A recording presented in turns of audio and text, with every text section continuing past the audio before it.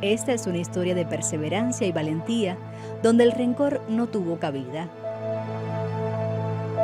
Es el testimonio de un inquebrantable amor familiar que lo superó todo.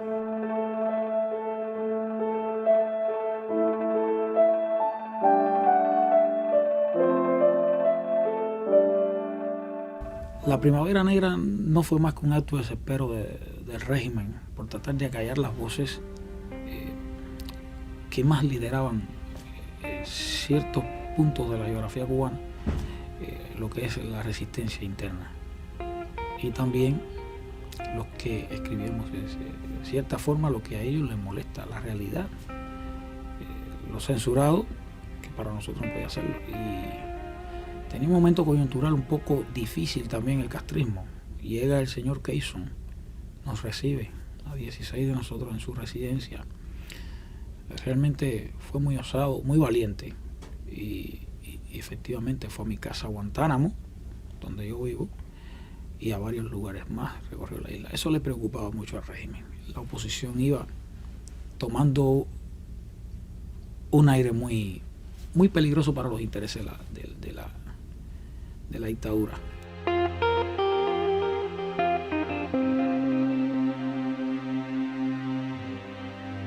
El acercamiento del diplomático James Keyson a la oposición provocó grandes críticas por parte del régimen. Yo creo que ellos decidieron de que ya no podían seguir permitiendo una oposición porque en poco tiempo iba a ser incontrolable. Para ellos lo más importante no es el bienestar del pueblo de Cuba, lo importante es mantener el control político.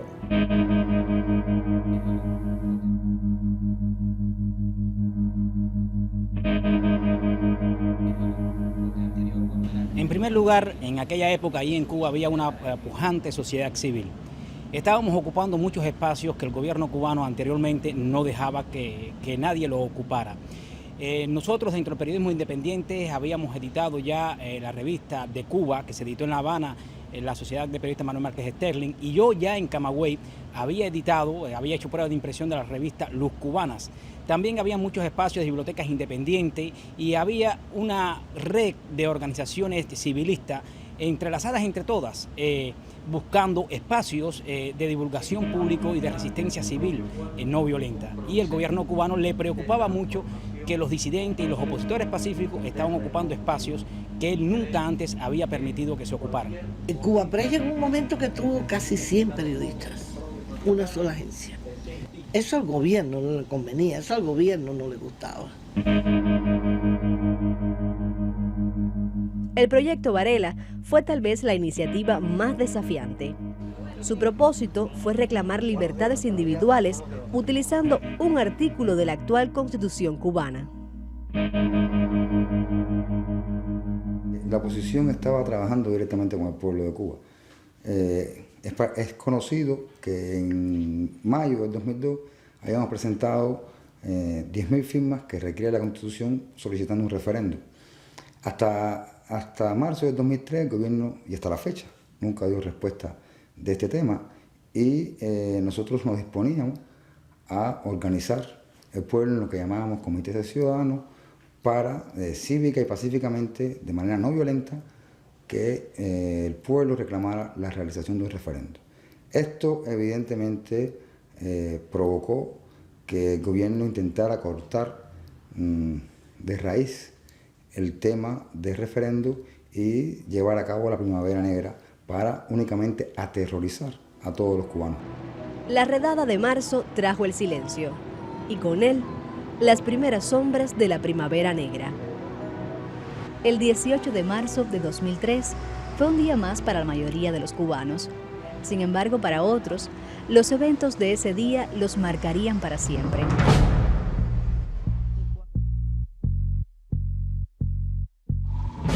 Por 3 días, la oleada represiva de la policía política devoró todo a su paso.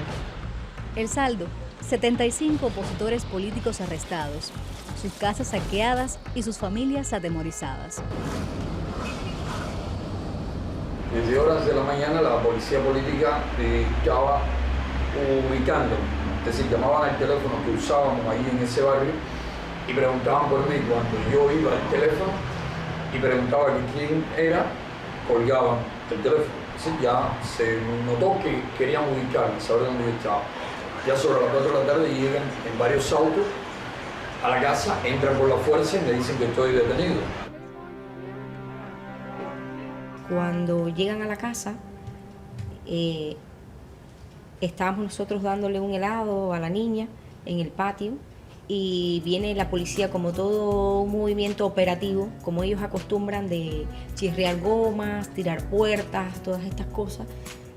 Yo con la niña, una vecina nos avisa y rápido Normando sale corriendo por el patio hacia adentro y entonces yo soy la que voy a abrir la puerta y cuando abro está el oficial de la seguridad del estado que estaba frente a lo que era el operativo y me dice, Normando, digo yo, no está. Dice, bueno, pues tenemos que realizar un registro y digo yo, ¿pero por qué registro? No, porque estamos haciendo un registro y necesitamos dos testigos. Y digo, bueno, pues si usted necesita testigo, busque el testigo y cuando aparezca el testigo, pues usted entonces entrará a la casa.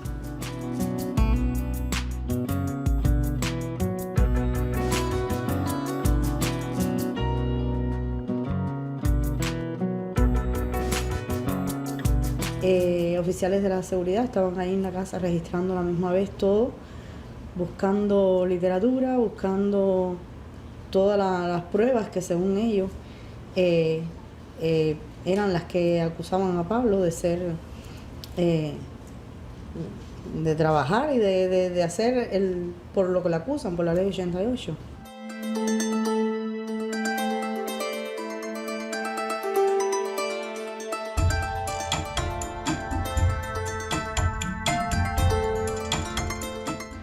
Aquí durante ese saqueo no encontraron armas de ningún tipo, no encontraron cuchillas, no encontraron nada que pudiera justificar este hecho vandálico, ¿no?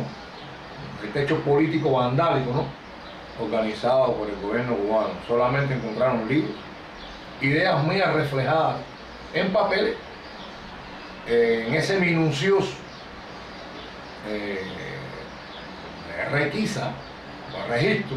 ¿De qué me están acusando ustedes a mí? Si yo estoy legal, yo no tengo nada oculto, yo no conspiro contra el gobierno, yo no pongo una bomba, yo no levanto un fusil. Mi lucha es en el orden de las ideas, en el orden de los derechos humanos, denunciar las violaciones que se cometen, por qué el gobierno las ampara, por qué el gobierno las permite, por qué el gobierno no se desliga, les decía yo ahí, de las golpizas que da la policía, de las intervenciones, de los desalojos, de todas esas cosas que ustedes dicen que triunfó la revolución para acabar con ella.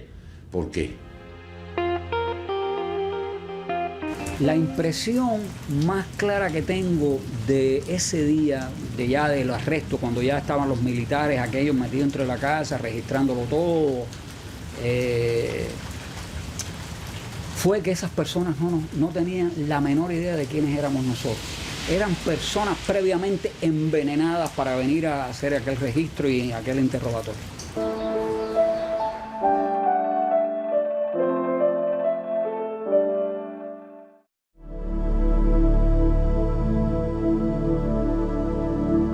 El presidio político es uno de los terrenos más fértiles de la resistencia pacífica.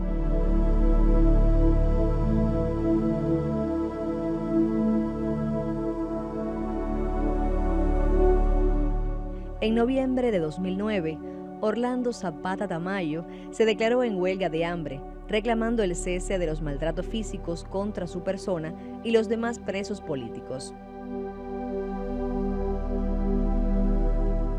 84 días después, murió.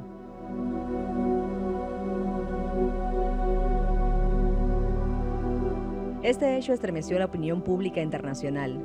Una vez más, los ojos del mundo miraban hacia Cuba. El activista Guillermo Fariñas se declaró en huelga de hambre por la liberación de 16 presos quienes estaban gravemente enfermos. La fuerza y unidad de la oposición cubana, al igual que la presión internacional, resultó demasiado para el régimen cubano.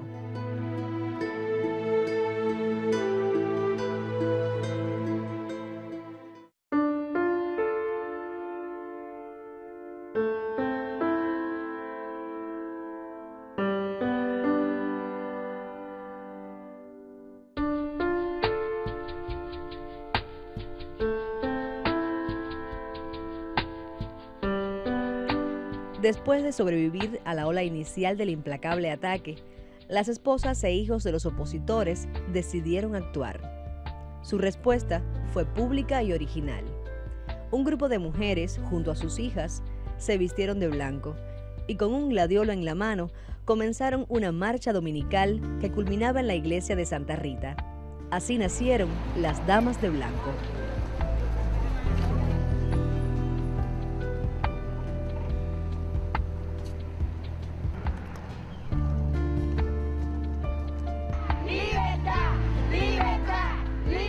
Fue el momento de realmente que sentimos que todas las mujeres éramos una, porque realmente nos unimos a pesar del intento de fraccionarnos el Estado cubano.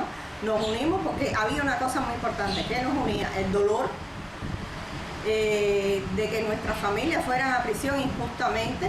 Para mí las Damas de Blanco son la página más hermosa de todo este siglo, escrita por la mujer cubana. Es una página de una pureza y de una hermosura increíbles. Yo digo que las Damas de Blanco crearon una cosa nueva. No es que nos siguieran a nosotros haciendo lo mismo, sino que ellas como que salieron con algo nuevo, novedoso, fresco, y que surtió un efecto demoledor para la dictadura. Yo creo que el efecto que les están haciendo a aquellos tiranuelos, las Damas de Blanco, es increíble. La Fundación Nacional por la Democracia otorgó en Washington una medalla a Laura Pollán el 14 de diciembre, como tributo póstumo a la líder de las Damas de Blanco y en reconocimiento a su contribución en la lucha por los derechos humanos en Cuba. La hija de la activista pacífica aseguró desde La Habana sentirse honrada por el reconocimiento. El presidente Barack Obama destacó que gracias a Laura Pollán y las Damas de Blanco, el mundo fue testigo de las medidas represivas de las autoridades cubanas, lo que por último condujo a la liberación de presos políticos encarcelados injustamente en la primavera de 2003. La lucha de mi madre demostró al mundo la realidad de lo que vivimos y nos atrevemos a reclamar. Sirvan mis palabras de agradecimiento para hacer valer una vez más la voz de mi madre, en nombre de todos los cubanos que luchamos por una Cuba mejor.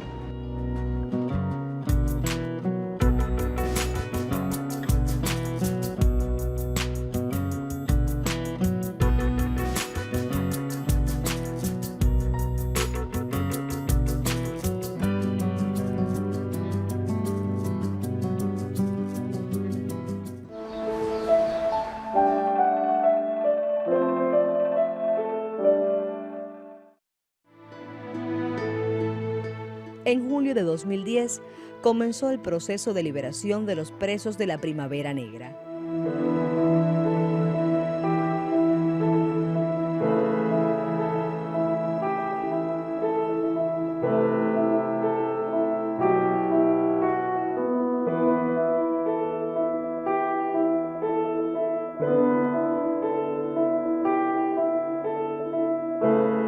Cuando nos reencontramos, ¿qué te puedo decir? Tenemos mil y una anécdotas difíciles y yo creo que eso siembra en uno, como dicen, que lo que no te mata te hace fuerte. Yo creo que nos fortaleció mucho.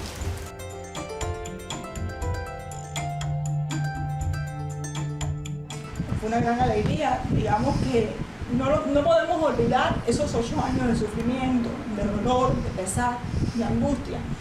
Pero el hecho de tenerlo acá en casa, de poder formar esa familia, de que volviera a funcionar como familia, fue muy emocionante, fue muy feliz. También teniendo en cuenta de que bueno, nosotros podíamos verlo cada 3 meses en un inicio, luego después las visitas fueron acortándose cada 2 meses, pero su mamá, una anciana de 86 años, solamente pudo verlo cuando estaba acá en un inicio del arresto en el mes de marzo. Pudo ir a varias visitas en la sede de la seguridad del Estado, pero por su delicado estado de salud no podía viajar a donde lo habían llevado. Y entonces nada, el hecho de ya después tenerlo acá, de que ella en este trayecto pues perdió la visión, también la audición, y de poderlo tener, de poderlo palpar, fue algo muy emocionante y muy bonito.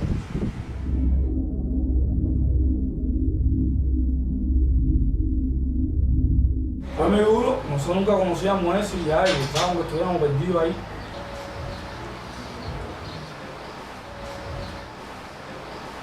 Viendo que mi mamá discutía con los policías, yo lloraba, me sentía muy triste. Aleme, estos hijos míos, realmente estos hijos míos, coño, cara. A pesar que yo los regaño mucho a ellos, ¿sabes? Mira, a ver, que voy a llorar. No importa si eso es que yo los regaño mucho. Yo los quiero a ellos, ¿sabes? Han sido fuertísimos. No solamente han sido fuertes, han sido buenos hijos, ¿sabes? Y a pesar de las presiones. Jimmy tenía 8 años, ya yo sabía que Jimmy pensaba. Además, un militante del partido zonal de esos que le dicen en Cuba ya le había dicho al niño que yo estaba preso, ¿no? Que no estaba en una escuela. Y él fue madurando, yo creo que fue madurando con este tiempo mío en cautiverio. Y llegó la pregunta inevitable, la pregunta que por qué yo estaba preso. Entonces tuve que explicarle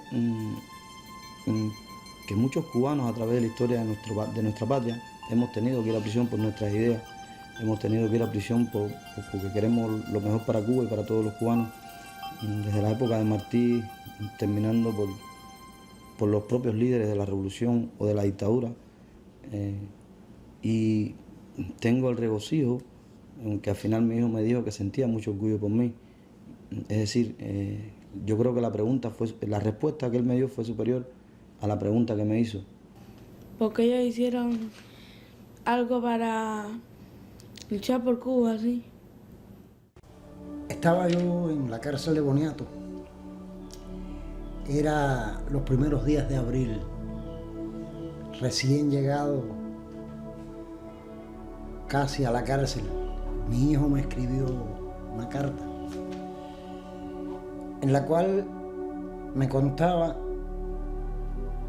que tenía una novia y me enviaba unos poemas que había escrito. Decirte que me parecieron tus versos sería una tontería. Esos versos son hijos de tu dolor, nietos de los míos. Son bellos, inmejorables, por lo menos a los ojos de este abuelo que te vio como padre balbucir las primeras palabras y ahora escucha a sus nietos dados por su hijo poeta a un abuelo ensoñador. Mira, sueña y escribe. Qué dichoso eres a los 10 años. Ya tienes novia, versos y dolores.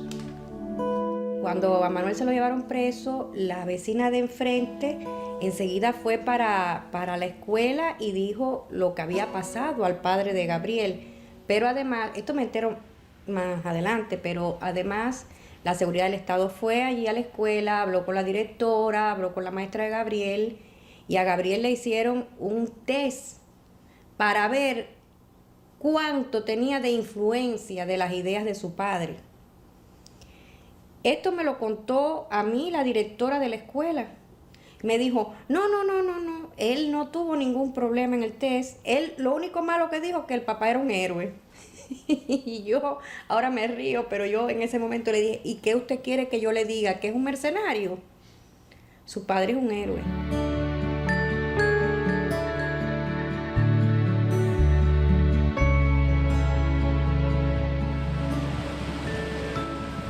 Un orgullo de mi parte.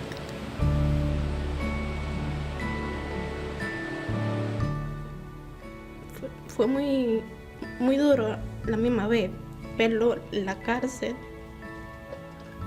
pero era un orgullo también. La lucha, ni la prisión mía, ni la separación de nosotros ha sido en vano, porque ya ese día está llegando. Yo sé que mucha gente lo debe pensar como es herencia, ¿no? La gente dice, bueno, es una herencia que será. No, yo creo que no es una herencia, es una decisión de uno mismo. Yo decidí también, como ellos, que en mi medida de mis capacidades y mis posibilidades yo iba a seguir denunciando el tema cubano, porque Cuba tiene que cambiar y los cubanos tienen derecho a ser felices en su propia tierra.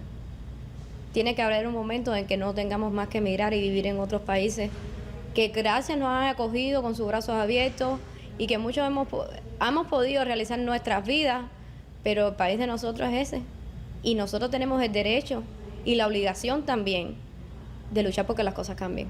Yo me siento muy orgulloso de esa familia y creo que hemos crecido como seres humanos y creo que lo que hemos hecho por el país y lo que hemos hecho por los demás cubanos, lo que hemos hecho por los demás hijos de otra gente, por nuestros propios hijos, por Giselle misma, por los hijos de Giselle, ha sido para nosotros una honra y lo haríamos 1000 veces más si fuera necesario, por eso que estamos en Cuba.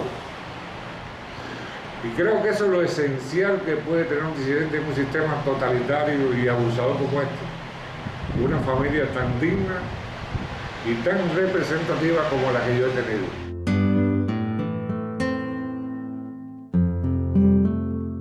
Ahora estoy muy contenta de que mi papá esté aquí con nosotros. Me siento muy orgullosa de él. Es un héroe para mí.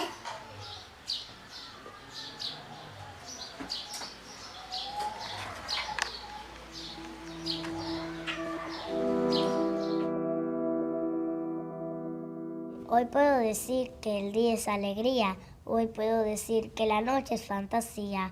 No sé qué diré mañana, no sé qué diré pasado, pero sí diré libertad para los presos cubanos. La primavera representa mucho más que un cambio de clima para los cubanos. La historia ha grabado la extraordinaria resistencia de estos hombres, sus mujeres e hijos, quienes fueron capaces de entregarlo todo por el amor a su familia y el ideal de una patria más digna y justa. Yo orgullosísima, la hija más orgullosa, muy orgullosa de mis padres, de ambos.